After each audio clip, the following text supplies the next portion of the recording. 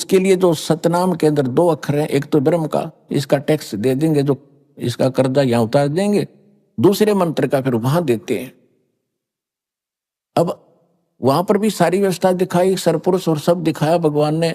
फिर उसमें पार किया, वर में द्वार को पार करके फिर भंवर गुफा से निकलकर सतलोक आता है।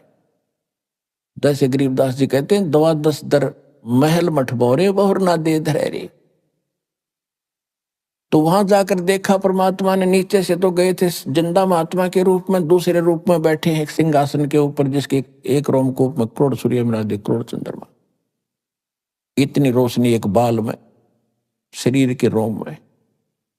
उधर से जिंदा महात्मा ने वहां से एक चंवर उठाया और परमात्मा के सिंहासन पर बैठे भगवान के ऊपर चौर करने लगे। तो गरीबदास जी ने सोचा, अपने मन में विचार किया कि भगवान तो ये है जो मुकुटधारी बैठा है, कितना सुंदर शरीर है, वो यहाँ का कैसा सुंदर लोक है, कैसे सुंदर बाग बगीचे, झरने बह रहे हैं, कहीं फुहार गिर रही हैं, बिन बादल के वर्षा हो रही है। इतने में क्या हुआ कि सिंहासन पर बैठे भगवान खड़े हुए, एक गुम्बज के अंदर बैठे, गुम्बज बहुत बड़ा गुम्बज है, विशाल सफेद गुम्बज है,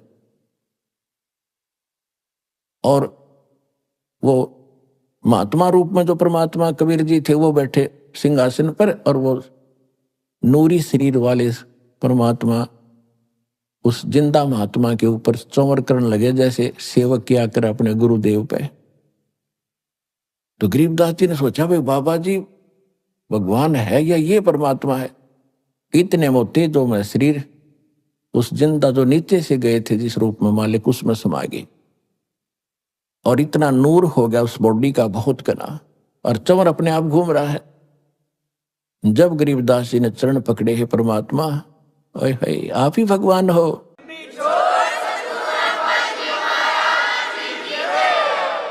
तब परमेश्वर ने बताया कि बेटा मैं 120 वर्ष तक बनारस में कबीर जुलाहा नाम से रहा हूं,